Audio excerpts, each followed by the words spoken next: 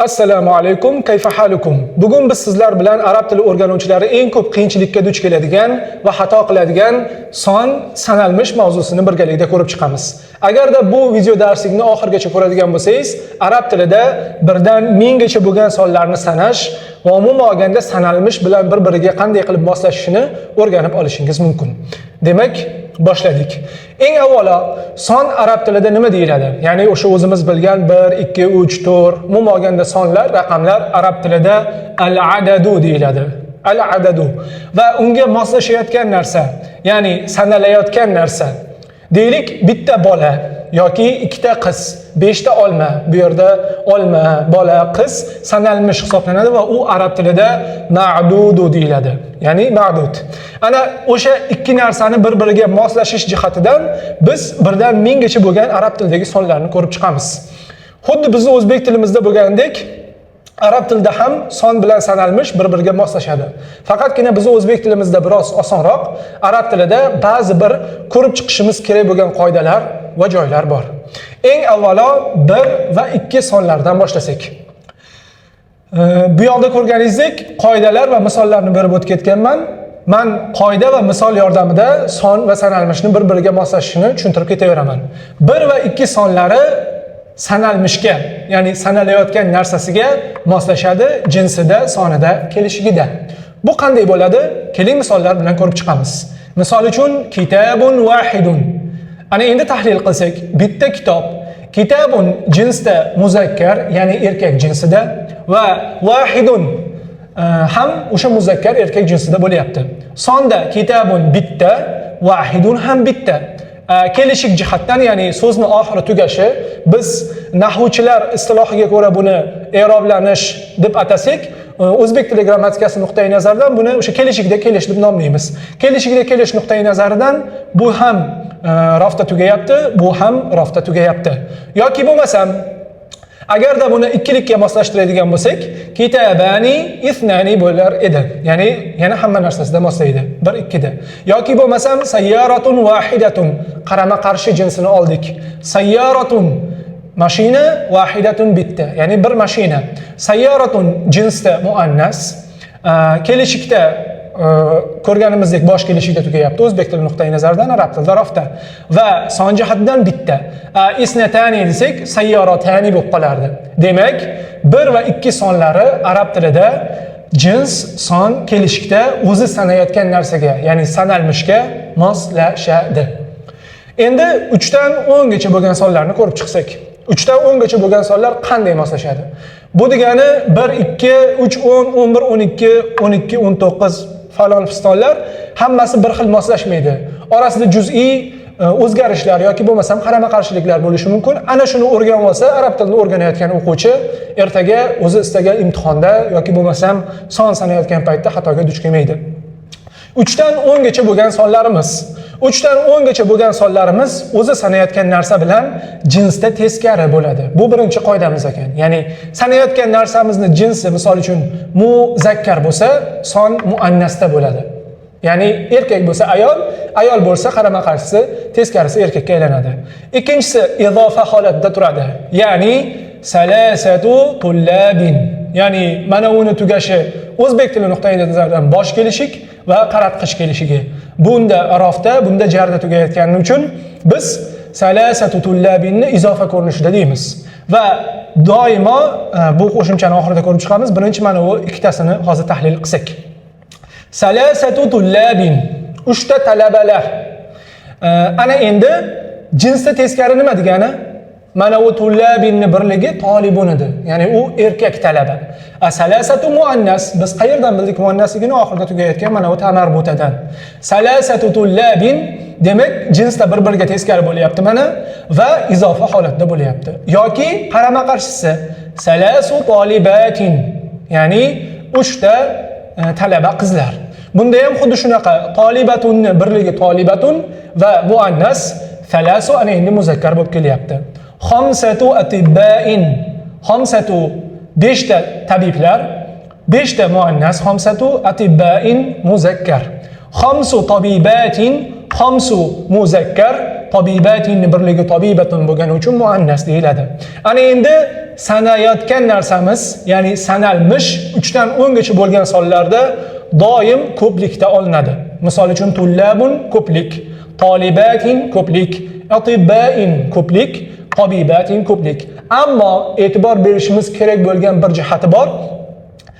Biz mana bu jinsni qarama-qarshisiga olayotgan paytimizda doim mana bu sanalmishni, ya'ni sanalayotgan narsani birligida e'tibor qilib olamiz. Misol uchun tabibatunni o'ziga qarab emas, birligi tabibatunga qarab, yoki tullabunni bir o'ziga qarab emas, o'tmishi o'sha birligi tolibunga qarab jinsini bir-biriga qarama-qarshi moslaymiz.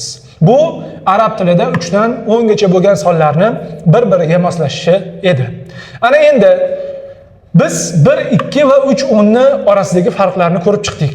Arab tilida 11 bilan 20 gacha bo'lgan sonlarning orasi ham xuddi shunaqa. Ya'ni 11, 12 alohida moslashadi. 12, 19 ham alohida. Ya'ni bir-biridan farq qiladi. Demak, boshladik. 11, 12 bu sonlar qanday qilib bir-biriga moslashadi sanalmish bilan? Birinchidan bir xil jinsda keladi. Xuddi 1, 2 o'z sanalmishi bilan bir xil jinsda kelgani singari 11, 12 ham o'zi sanayotgan narsasi bilan, ya'ni sanalmishi bilan bir xil jinsda keladi. Masalan, ahada ashara tabiban, 11 ta tabib. Bu yoqda tabibni jinsi muzakkar bo'lgani uchun mana ular ham muzakkar ko'rinishda kelyapti. Yoki bo'lmasam, isnata asharata tabibatan, ya'ni 12 ta endi bu yoqda tabib ayol, doktor ayol deyapmiz. Endi bu yoqda biz tabibatun muannas bo'lgani uchun isnata asharata ham xuddi shunga moslashyapti. Ya'ni 12 ta doktor ayol bo'lib moslashyapti bu narsaga. Endi ikkinchi ko'rib chiqadigan narsamiz sanayotgan narsamiz, ya'ni sanalmishimiz doimo mufrat. Mufrat degani bu birlik arab tilida. Mana tabibun birlik, tabibatun ham birlik. Va mansub tugashi, ya'ni tushum kelishiga o'zbek tili jihatdan mansub tugaydi. Ya'ni oxiri an bo'lib tugashi mansub deyiladi. Bundan oldingi 3 o'nda esingizda bo'lsa, oxiri in va ko'plikda tugayotgandi. Ya'ni birlikda emas. Demak tushunarli. Ya'ni 11 ham 12 ham o'zi sanayotgan narsasiga jinsda va sonda umuman olganda moslashadi. Sonda moslashishini o'sha ko'rib chiqdik. Ana endi 12 dan 19 gacha bo'lgan sonlarimiz. Ya'ni 12, 19 sonlari bir-biriga qanday qilib moslashadi? 12 da 19 gacha bo'lgan sonlarni qoidasi. Avvalo sanalayotgan narsa mufrat bo'ladi, mansub bo'ladi. Bunda ham ko'rgandikki mufrat bo'ladi, mansub. Tabiban, mufrat, mansub, ya'ni birlik va nasbda tugayapti, tushum kelishida tugayapti. Endi bunda ko'rib chiqishimiz kerak bo'lgan ba'zi bir jihatlari bor. Ya'ni 11 dan boshlab u yog'igacha 20 gacha bo'lgan sonlar arab tilida al-adadul murakkaba deyiladi. Ya'ni sanalmish bilan bir-biriga moslashishi biroz qiyinroq. Shuning uchun u adadul murakkaba deyiladi.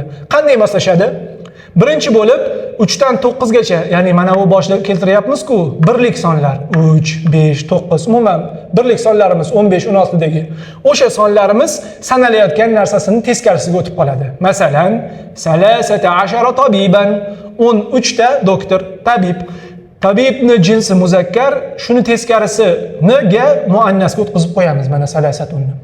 Yoki bo'lmasam, 15 tabibatan, 15 ta tabib doktor ayol. Bu yoqda tabibatunni jinsi muannas va muannas bo'lgani uchun mana bu 5 bunga teskariga o'tib muzakkarga aylanib qolyapti. Demak, tushuntira olgan bo'lsam, 5, salasa umuman birlik qismi 13 dan 12 dan 19 gacha bo'lgan sonlarni teskarisiga o'tadi sanalmishini. Va 11lik qismi mana bu asharata turibdi-ku, bu sanalayotgan narsasiga endi moslashib oladi. Masalan, bu yoqda ko'ryapmizki, ashara tabibanga moslashyapti. Asharoni jinsi muzakkar, chunki tabiban muzakkar bo'lgani uchun. Yoki asharata tabibatan, bu muannas, bu ham muannas bo'lgani uchun. Ya'ni tabibatunni jinsi muannas bo'lgani uchun muannasligi jihatdan biz buni ham nima deb olyapmiz? Muannas deb olyapmiz, bunga moslashyapti dedik. Demak, 12 dan 19 gacha bo'lgan sonlarimizni qoidasi mana shunaqa bo'ladi. Ana endi 20 dan 100 gacha bo'lgan sonlarimizni ko'rib chiqsak. 20 dan 100 gacha bo'lgan sonlarimizda 10lik qismi, ya'ni 20, 30, 40, 50, 60 falon 90 Jam muzakkar, ya'ni sog'lom muzakkarni qoidasini oladi. Ya'ni una qo'shiladi. Xamsuna yoki 20, 30, 30, 40 va mana shunday davom etadi. Endi sanayotgan narsamiz birlik, mufrat, mansubligicha qoladi. Tabiban. Tushunarli-a? Demak, katta o'zgarish bo'lmaydi ekan. O'nlik qismida, ya'ni 20, 30, 40, 50, 60imizda. Ammo 21, 22 yoki bo'lmasam 31, 32 yoki bo'lmasam 71, 72 singari 11, 12 ga o'xshab 1, 2 qatnashgan sonlarimizda e'tibor berishimiz kerak bo'lgan jihat bor. Xuddi mana bunga o'xshab bo'ladi. Ya'ni bir xil jinsda bo'ladi, o'zi sanayotgan narsa bilan va mufrat mansubga keladi va jins bo'yicha moslashadi. Tabibatun bu muannas edi, mana va ihdayam mana bunga moslashdi muannas bo'lib. Agarda shu deylik tabibun bo'lganda boshqacha moslashgan bo'lardi. Ya'ni ayol kishi bo'lgani uchun ihda bo'lib moslashdi, erkak kishi bo'lganda aksincha bunaqa bo'lmagan bo'lardi. 1, 2 qatnashmagan sonlardachi 3, 4, 5, 6, 7, 8, 9lari. Misol uchun 25 tabiban, ya'ni 25 ta doktor. Bunda mufrat mansub olamiz sanalayotgan narsani va 3 bilan 9 teskari ko'rinishda keladi. Masalan, xuddi tepadagiga o'xshab, tabibunni jinsi nima? Muzakkar. Buni jinsi nima bo'ldi? Muannas. Nima sababidan desa, mana uni sababidan. Ya'ni mana u sanalayotgan narsa, mana u xamsatunga ta'sir qildi va sanalmish muzakkar bo'lgani uchun bu muannasga moslashdi. Bu istalgan son bo'lsin. 70, 80lik, 90lik hammasida mana shu qoida amal qiladi. Xuddi 12, 19da bo'lgani singari. Endi shu paytgacha o'tgan sonlarimizda bir qoida bor ediki, buni men alohida eslatib o'tishim kerak. Biz bu sonlarni ma'dud, ya'ni sanalmish bilan moslashish jihatdan ko'rib chiqyapmiz xolos. Ya'ni bu sanalmish bilan o'zaro hech narsa ta'sir qilmagan holatdagisi. Agarda bu sonlarimizni oldidan biror narsa ta'sir qilsa yoki bo'lmasa fe'l ta'sir qilsa, albatta bu sonlarimizni harakatida o'zgarish bo'ladi. Lekin biz hozir o'rganib olishimiz zarur bo'lgan narsa sonni sanalmish bilan moslashishi. Ya'ni hech narsa ta'sir qilmagan paytda sonni ayta olishligimiz. Bu mana shu holatda bo'ladi. O'rganganimizdek unaqa o'zgarish bo'lmaydi. Endi yuzlik va mingliklar. 100 o'zi sanayotgan narsaga o'zi mi'atun 100 deyiladi. Mana bu tanmin yechilib ketadi. Mi'atu tabibin bo'ladi. Mufrat mansub tabibin faqat mansub bo'lmaydi. Endi xuddi 3 dan 10 gacha bo'lgan sonlar singari oxiri nimada tugaydi? Jarda tugab qoladi. Qaratqich kelishigida. Mi'atu tabibin 100 ta tabib. Endi biz 100 ta emas, 200, 300 ni ishlatmoqchimiz. Unda xamsu mi'ati, mana bu mi'atu endi tiga aylanib qoladi. Ya'ni 500, 600, 700 umuman olganda 100 dan tepasini ishlatayotgan paytimizda oxirida o'zgarish bo'lib, xamsu mi'ati yoki bo'lmasam 300, 400 farqi yo'q. Mana shunaqa oxirida i bo'lib o'zgarishga duch keladi. Sanalayotgan narsasi o'sha ko'rsatganimizdek oxiri in bo'lib tugaveradi yoki bo'lmasam i bo'lib tugaveradi. Umuman olganda jarda va o'zbek tili nuqtai nazaridan qaratqich kelishigi birlikda tugaveradi. Ming arab tilida alfun deyiladi. Endi o'zi sanalayotgan narsaga birikkan paytda xuddi mi'atun singari alfunni ham tanmini yechilib ketadi. Alfu tabibin moslashishda 100 bilan bir xil. Mingta tabib tugashi qaratqich kelishigi in jarda tabibatin endi muannasda ham xuddi shunaqa alfunga moslashaveradi. Ya'ni muannasda alfun ham mi'atun ham o'zgarib qolmaydi. Ya'ni umuman o'zgarishga duch kelmaydi. Demak, hurmatli arab tili o'rganuvchilari, arab tilida son sanalmish mavzusini batafsil tushundingiz va umuman savol qolmadi degan umiddaman. Agarda savollaringiz bo'ladigan bo'lsa, ushbu videoni izohlarda yozib qoldiring, javob berishga harakat qilaman. Siz bilan Sarvarbek Soliyev bo'ldi. Yana mana shunday arab tilidagi qiziqarli grammatika mavzularida birgalikda ko'rishguncha, ma'assalama.